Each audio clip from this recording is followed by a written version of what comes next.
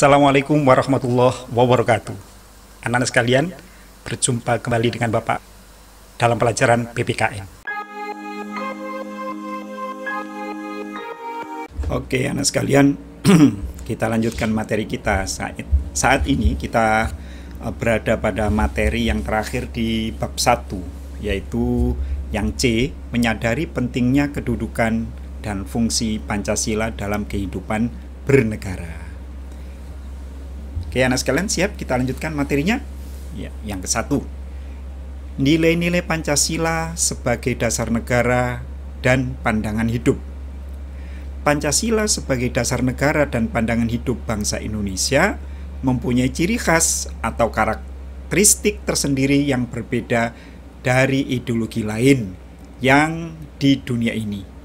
Ciri atau karakteristik terkandung di dalam Pancasila sebagai berikut. Gini anak sekalian, di materi awal ketika kita membahas yang A, Bapak sudah menjelaskan bahwa fungsi dan peran Pancasila, bisa juga kedudukan dan fungsi Pancasila itu sebenarnya banyak anak sekalian ya. Tidak hanya sebagai dasar negara dan pandangan hidup atau ideologi, tetapi juga salah satunya Pancasila itu sebagai jiwa dan kepribadian bangsa Indonesia. Apa maksudnya Pancasila sebagai jiwa dan kepribadian bangsa Indonesia? Bahwa Pancasila itu adalah menjadi ciri khas bangsa Indonesia yang membedakan bangsa Indonesia dengan bangsa lain. Jadi di materi yang lalu Bapak jelaskan bahwa jika bangsa Indonesia ini menjalankan nilai-nilai Pancasila dengan baik dan benar, maka dimanapun dia berada, dia akan ketahuan dari segi sikapnya bahwa dia adalah orang Indonesia. Jika mereka melaksanakan sila pertama, ketuhanan yang Maha Esa dengan baik, lalu kemudian sila kemanusiaan yang adil dan beradab dengan baik, sampai pada sila yang kelima, yaitu keadilan sosial, dilaksanakan dengan baik, maka dimanapun dia hidup, di negara manapun dia hidup, orang akan tahu bahwa kamu pasti orang Indonesia. Kenapa? Karena kamu sikapnya begini. Nah, begitu anak sekalian. Jadi Pancasila, salah satu kedudukan dan fungsi Pancasila adalah sebagai jiwa dan kepribadian bangsa Indonesia.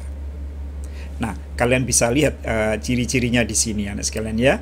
Nah, ini ciri khas bangsa Indonesia, ciri khas Pancasila sebagai dasar negara dan juga sebagai pandangan hidup atau ideologi. Nah, anak sekalian, semua sila dari Pancasila tidak dapat dilaksanakan secara terpisah karena Pancasila merupakan satu kesatuan yang bulat dan utuh dan saling berkaitan. Ya, anak sekalian, susunan Pancasila itu satu sistematis. Sistematis itu artinya urut. Perhatikan ya, Bapak menjelaskan tentang susunan Pancasila. Susunan sila-sila dalam Pancasila itu adalah apa tadi anak sekalian? Yang pertama adalah sistematis.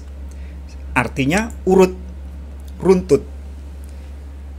Sila ke-1, sila ke-2, sila ke-3, sila ke-4, sila ke-5. Masing-masing sila memiliki kedudukan di antara sila-sila yang lain.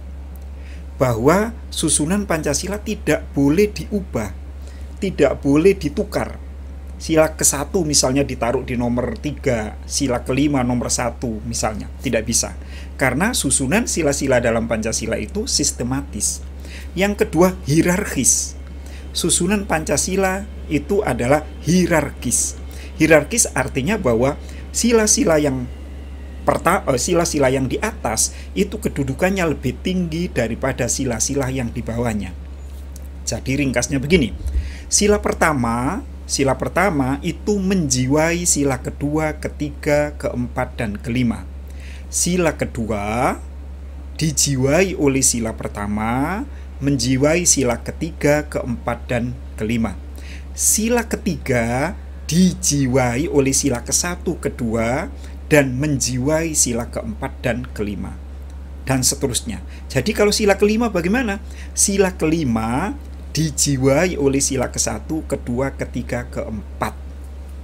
Menjiwai seluruh bangsa Indonesia. Jadi begitu anak sekalian. Jadi susunan sila-sila dalam Pancasila yang pertama adalah sistematis dan yang kedua adalah hierarkis. Kita lanjutkan.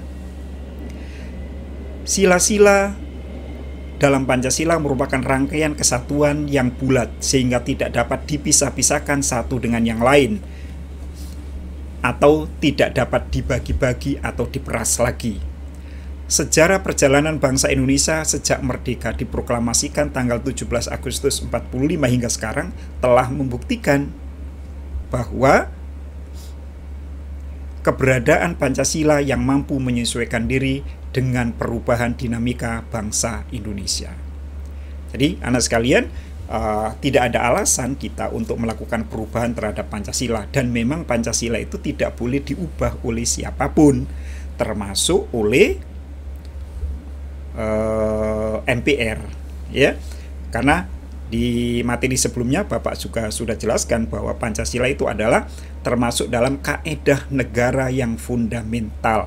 Jika mengubah Pancasila sama dengan meruntuhkan negara Indonesia.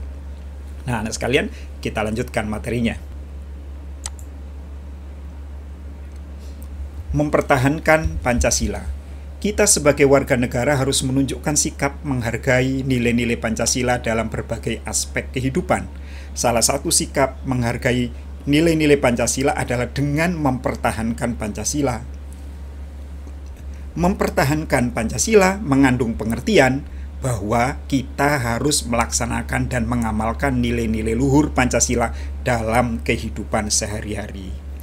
Jadi, kalau ada yang bertanya, bagaimana cara mempertahankan Pancasila? Gampang, laksanakan saja nilai-nilai Pancasila itu dalam kehidupan sehari-hari, di dalam masyarakat, berbangsa, dan bernegara. Maka secara otomatis kita ini mempertahankan nilai-nilai Pancasila. Ya, nilai ketuhanan, nilai kemanusiaan, nilai persatuan, nilai kerakyatan, dan nilai keadilan. Upaya melaksanakan ini yang penting anak sekalian. Bagaimana cara upaya kita melaksanakan nilai-nilai Pancasila dalam kehidupan bermasyarakat, berbangsa, dan bernegara? Nah, telah disarikan dalam butir-butir pengamalan Pancasila. Nah, ini yang perlu kalian laksanakan dalam kehidupan sehari-hari. Contohnya, ya, misalnya sila yang pertama. Nah, kalau kita melaksanakan sila yang pertama dengan ini saja, 4 hal ini misalnya, bangsa Indonesia menyatakan percaya dan ketakwaan kepada Tuhan Yang Maha Esa. Anak sekalian, memang dalam sila ke-1 mengatakan bahwa mengandung makna bahwa bangsa Indonesia itu harus percaya pada Tuhan. Karena itu adalah nilai-nilai luhur yang sudah diajarkan oleh nenek moyang kita dulu, bahwa sejak zaman dulu nenek moyang kita percaya pada Tuhan. Namun kepercayaannya kepada Tuhan tidak harus dalam bentuk agama, anak sekalian, ya. Bisa animisme, dinamisme. Nah, sekarang kita mengenal ada agama, yaitu ada 6 agama. Kalau kita urutkan, Hindu, Buddha, Islam, Kristen, Katolik, dan Konghucu. Nah, jadi bangsa Indonesia wajib percaya pada Tuhan, tidak boleh tidak percaya, tidak boleh tidak percaya. Nah, setelah percaya, silakan pilih mau ikut aliran kepercayaan atau memilih agama. Yang kedua, misalnya manusia Indonesia percaya dan takwa kepada Tuhan sesuai dengan agama dan kepercayaan masing-masing. Tidak boleh saling menghina, tidak boleh saling mengejek kepercayaan dan agama orang lain. Mengembangkan sikap hormat menghormati dan bekerja sama. Intinya adalah saling toleransi, hormat menghormati dan bekerja sama. Dan yang terakhir, membina kerukunan di antara sesama umat beragama dan kepercayaan terhadap Tuhan Yang Maha Esa. Anak sekalian, jika kalian melaksanakan 4 hal ini saja, maka terjadilah dalam kehidupan kita ini kehidupan bermasyarakat, berbangsa, dan bernegara yang aman, damai, tentram, tidak ada saling cekcok antar umat pemeluk agama. Oke, kita lanjut sekarang sila yang kedua. kemanusiaan yang adil dan beradab. Misalnya, mengakui dan memperlakukan manusia sesuai dengan harkat dan martabatnya sebagai makhluk Tuhan yang Maha Esa. Intinya, di dalam sila kedua ini, kita wajib memanusiakan manusia. Ya, kita wajib mengakui bahwa manusia itu sederajat sama. Kita wajib saling menolong, saling membantu, saling mencintai, saling bertenggang rasa. Apa itu tenggang rasa? Merasakan apa yang orang lain rasakan. Tidak boleh egois, tidak boleh semena-mena, tidak boleh mentang-mentang kaya, mentang-mentang pejabat, dan lain sebagainya. Jadi kita ini manusia yang sama. Bangsa Indonesia adalah merupakan bagian dari bangsa-bangsa yang ada di dunia. Ya, anak sekalian, intinya begitu. Silakan kalian nanti baca dengan teliti satu persatu. Lalu kemudian sila yang ketiga, Persatuan Indonesia. Bagaimana cara upaya mempertahankannya? Lakukan 1, 2, 3, 4, 5 hal ini. 1. Mampu menempatkan persatuan dan kesatuan serta kepentingan dan keselamatan bangsa dan negara sebagai kepentingan bersama di atas kepentingan pribadi. Yang B misalnya, sanggup dan rela berkorban untuk kepentingan bangsa dan negara. Oke, kita lanjut sila yang keempat. Nah, misalnya di sini ada berapa? 1, 2, 3, 4, 5. Ya. Bagaimana cara upaya kita mempertahankan Pancasila? Lakukan juga sila keempat. Sebagai warga negara dan masyarakat, setiap manusia Indonesia mempunyai kedudukan dan kewajiban yang sama. Tidak boleh memaksakan kehendak kepada orang lain, mengutamakan musyawarah dalam mengambil keputusan. Musyawarah untuk mencapai mufakat diliputi oleh semangat kekeluargaan dan lain sebagainya. Ya, jadi segala sesuatu, jika ada perbedaan pendapat, cari titik temu dengan bermusyawarah. Musyawarah untuk mufakat. Jika tidak bisa, maka dengan voting atau pengambilan suara terbanyak. Nah, itu yang diminta oleh sila kerakyatan yang dipimpin oleh hikmat kebijaksanaan dalam permusyawaratan perwakilan. Dan sila yang kelima, sila yang terakhir, keadilan sosial bagi seluruh rakyat Indonesia. Cara kita mempertahankan adalah 1. Mengembangkan perbuatan yang luhur yang mencerminkan sikap dan suasana kekeluargaan dan kegotong royongan. 2. Mengembangkan sikap adil terhadap sesama. Anak sekalian, adil itu tidak harus sama. Adil itu menempatkan sesuatu pada tempatnya. Adil itu memberikan sesuatu kepada orang lain sesuai dengan haknya. Yang besar haknya besar, yang kecil haknya kecil, ya.